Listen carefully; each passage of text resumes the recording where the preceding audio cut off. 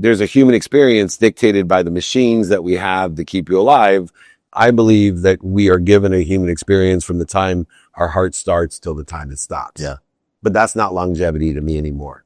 To keep my heart beating for as long as I can, not interesting to me at all.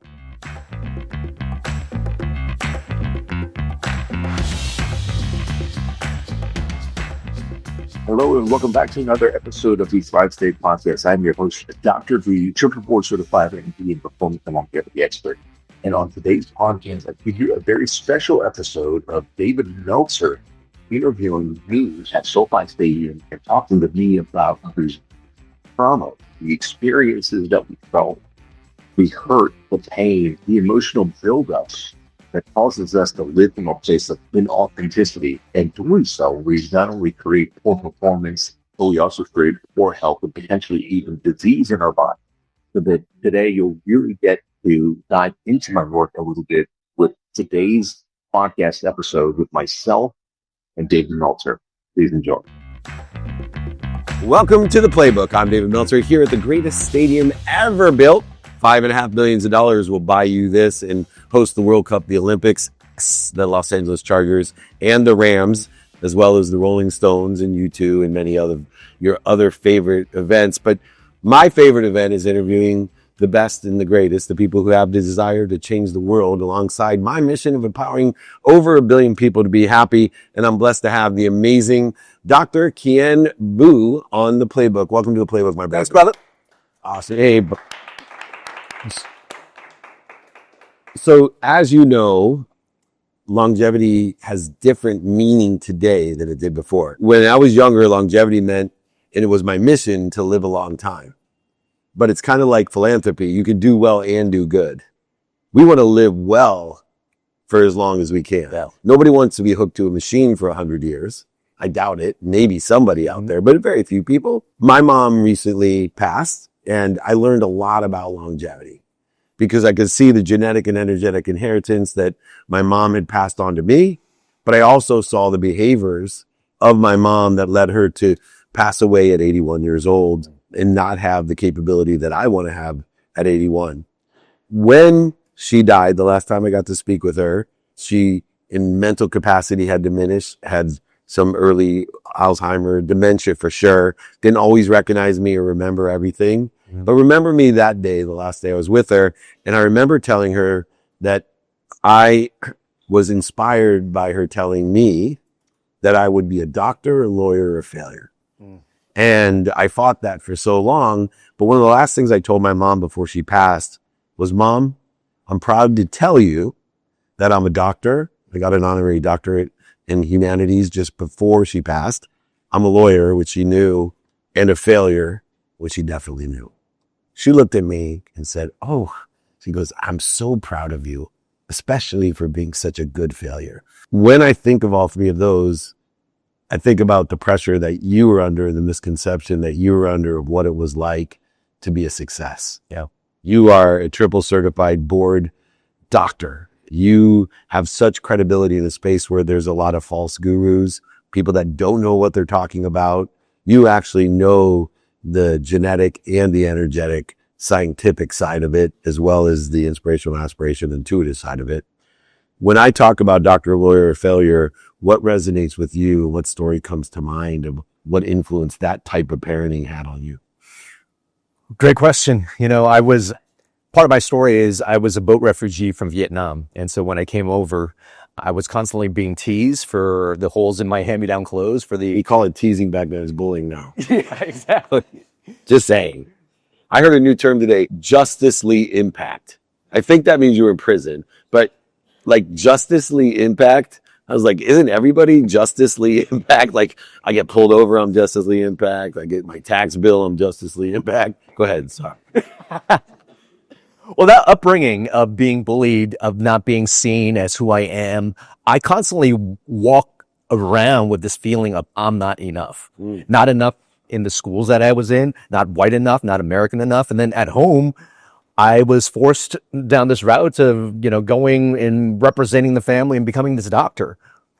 And so I picked up all these distortions of me not being me, and I hustled and I was chasing success. And After being trained at the National Institutes of Health, the Howard Hughes Medical Institute, after being chief of interventional radiology at my hospital, I was overweight, diabetic, had high blood pressure, and on prescription medications. And so we pick up these messages from potentially our ancestors, but we pick it up growing up. And if we start to forget who we are, that we are this infinite being of love and possibility, but we're distorted under these beliefs of I'm not worthy, I'm not enough. And when we go through life feeling that way, we are actually giving messages to our mitochondria and to our DNA that then actually drives the process of disease in our body. It is only until we could wake up to this beauty of life, of feeling like we're alive, like she was saying. It's beautiful to be alive, to recognize that this breath is a gift and I get to experience this. That energy of aliveness not only promotes longevity, promotes our human potential, but awakening up to that, I think, is going to be the crux of where the longevity and where the health space is going, because we have produced technologies that keep people alive. We have ventilators, we have dialysis machines that can keep people sort of breathing unconsciously, and we are basically spending more than any other country in the world, yet we have the worst outcomes. Why is that? I believe that is the case because if we live in this mask of I'm not enough, that I need to be somebody that I'm not, we are producing this energetic in the world that starts to create disease in our body. We need to start waking up, and that's the access to our human potential. Throughout what you just described is a reconciliation that is occurring that you help facilitate. Facilitate means to make easy. That's why I like to be a facilitator of many different things. I like to make things easy by dissipating the dis-easy, mental, physical, spiritual, emotional dis-ease. In the construct, you said something about being infinite beings. Infinite beings are not human beings. And there's a human experience dictated by the machines that we have to keep you alive. I believe that we are given a human experience from the time our heart starts till the time it stops. Yeah. But that's not longevity to me anymore. To keep my heart beating for as long as I can, not interesting to me at all. What's interesting to me is these limitations of not enough, failure, setbacks, historical relevances, genetic, energetic inheritances, defining moments. And in studying Einstein, not only have I really got greater clarity in time, linear time, but also the importance of relativity. Not just at a physics, metaphysics, quantum physics level, but in a general practitioner's level that is so meaningful that relativity is so important. Yeah. Relativity is what meaning you give anything. One of the superpowers of human beings in the linear time that you're given 24 hours a day, every day of your life, except for the last day of your life, you'll be cheated. Write that down. But most importantly, the meaning we give that time is ours. You give meaning. If you want to take away and you can't think of one at the end of the day, you give meaning to everything you see. I hope you're enjoying the podcast so far. If you are, I just wanted to let you know, join our community. There's so many free resources and a great community of people that desire health, happiness, human potential, to have more in their life, more health, more energy. And when you have those two things together, you could create more happiness, more abundance, whether it be financial, romantic, all these things in your life. And if you're just starting out, you don't know where to go, just sign up for thrivestatestarter.com, because in there you're going to get a bundle of information that includes a longevity ebook, a longevity and performance resource guide, lecture notes that come from my keynotes at Google, at Fortune 500 companies, all the insights in that keynote in lecture slide form given to you. And then finally, breathwork. I share 3 powerful breathwork exercises to access calm, which really gives you clarity and peace during the day, to access energy if you need to wake up and really motivate yourself, and finally a breathwork routine that you could do every single morning so that you could be very intentional with how you create that day. You can find all this stuff delivered free to your inbox at thrivestatestarter.com. And our community is growing. If you want to be a part of a community of people that desire the Thrive State, that are really in Thrive State themselves, and help other people along with that, You could be a part of the community. You can get group coaching from me. We do breathwork sessions, meditation sessions, and you also get to drop in and participate in podcasts in the future. You could find more about the community at mythrivestate.com. That's mythrivestate.com. So check out those resources. You're not going to be disappointed, and please enjoy the remainder of this podcast.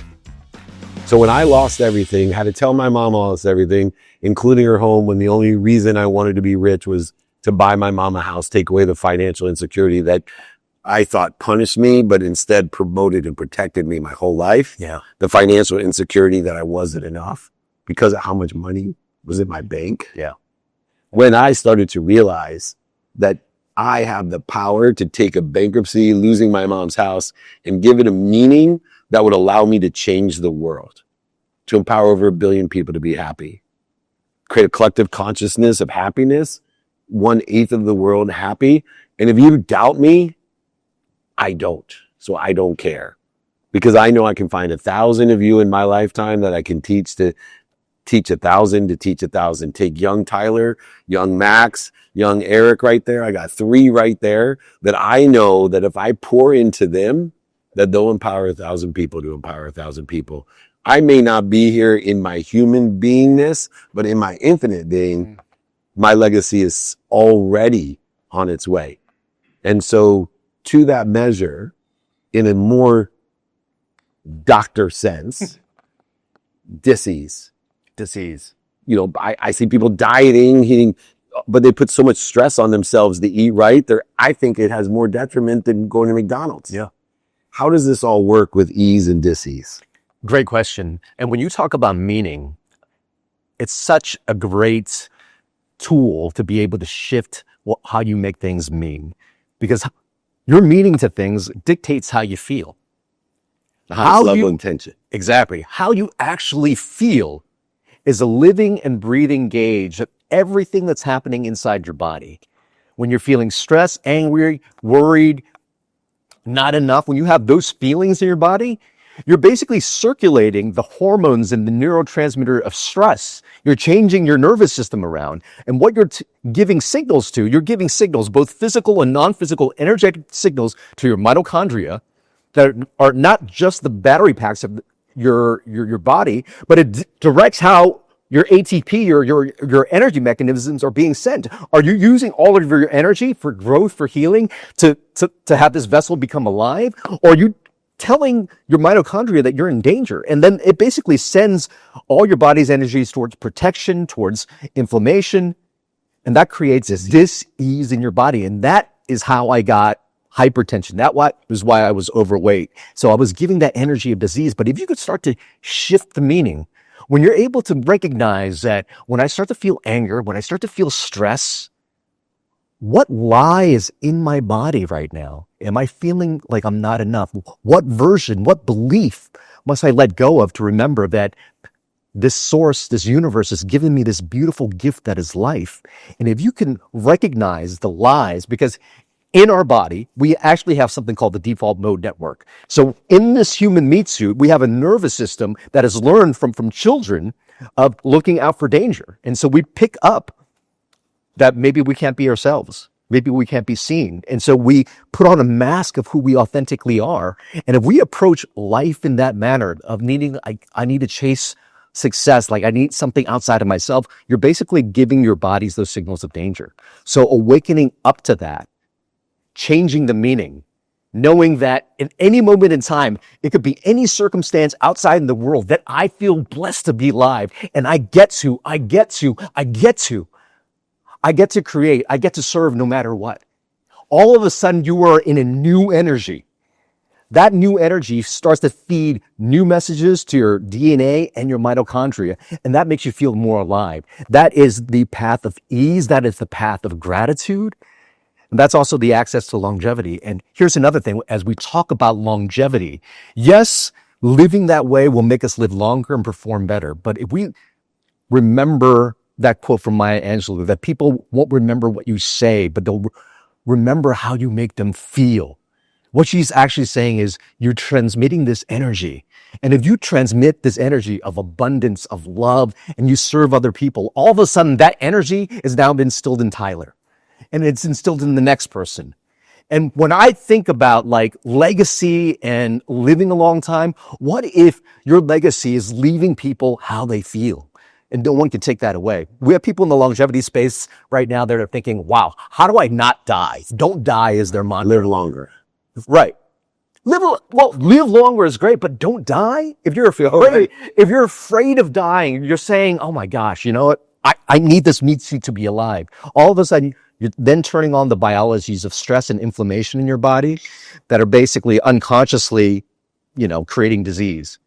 So that fact of living, of serving, that energy that you create right here in this community is the energy of human potential. And in our potential lies, for me, the idea of feeling alive. I remember a conversation you had when you wrote your first book, Thrive State. I said, Kien, I'm going to live to more than 111. And he said, well, that's great, but I hope you feel alive for over 111 years. Because most people want to live longer, but they don't understand what you really want is to feel alive. Yeah. And when I started to realize I feel alive every day, and people see it, they feel it, they know it when they meet me. They don't know who I am, but I make a difference in a room. They'll say, who is that? Not because I'm the best looking, strongest, fastest, or most interesting person. It's because of the way the energy feels, because I feel so alive every day, because I get to do every single thing that I want to do. I'm one of the wealthiest people on the planet because I get to do what I want, when I want, with who I want, for as long as I want. My bank account may not be as big as Elon Musk or Bezos, both who I know, but I promise you, they don't get to do what they want, when they want, with who they want, for as long as they want. Dave Meltzer does. Dave Meltzer does. If I decided right now, you know what, Alex, I don't want to be here anymore. Let's go over and, watch a game together. We can just go, both of us, because we get to do what we want, when we want, with who we want. And guess what? The mastermind will be fine. I actually didn't show up to one of my masterminds because I had a personal issue that I wanted to deal with more than being here. And the mastermind was great. People still came back. One of the best ones ever.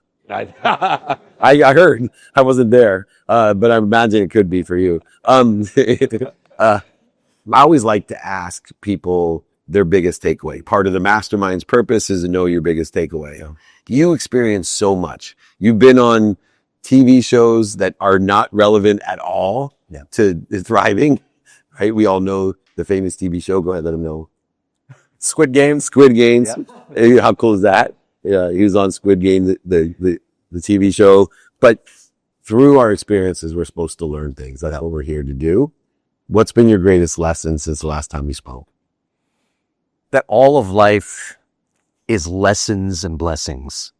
That we have this gift. And when we feel a challenge, it's like the universe gifting you this gift of pressure. We don't grow a muscle without a challenge. That's similar to everything in life. And so when we're given these things where we could learn, all of a sudden we grow. And then we're gifted with more. And we're giving the challenge that we get to go through so that we could learn just how beautiful life is. And so the greatest lesson that I've had is just recognizing that every single breath is a beautiful gift. And when you can access that energy and when you know that and you live that way, man, you are the richest, wealthiest, and healthiest person in the world. I love it. Don't waste the struggle. That's why we have the Playbook to Success with incredible entrepreneurs, speakers, authors, and great friends like Dr. Kien Vuu. This is David Meltzer at the greatest stadium ever built, here with the Playbook. I hope you enjoy that episode of the Thrive State podcast. And if you're finding that this content is really helping you and your family members, please consider supporting our mission and our cause of elevating health, happiness, and human potential for people all over the world. You can do so by making sure that you have subscribed to this podcast, sharing it with your friends and family members, and leaving us a 5-star review wherever podcasts are heard. All these things are going to really help elevate the show and to give us the resources to continue to bring more content just like this to yourself as well as the people that you love. If you haven't already, you might want to consider joining our community. We actually have a community where people get to engage with me in group sessions, where we do breathwork, meditation, where we do challenges together, really to be able to get us access to health, happiness, human potential, so that we could have longevity and performance in our life as well. You can check out our community at mythrivestate.com. That's mythrivestate.com. And if you haven't already, pick up a copy of my book, Thrive State. It really gives you all the tools, the pillars that you need to create a blueprint to control the energetics of your life. Who are you? How you show up in the world? The choices that you consistently make create an energy in your body, and you can control this. And when you can control that, you also control the messages you give to your DNA that gives you access, again, to optimal health, longevity, and peak performance. And let me also just share a free gift to you. If you haven't already, please pick up my longevity and performance bundle, where I share lecture notes, ebooks, breathwork exercises, and longevity and performance resources at thrivestatestarter.com. Thank you so much for being a part of this community. Thank you for helping us grow. Remember always, my friends, that you are your best medicine.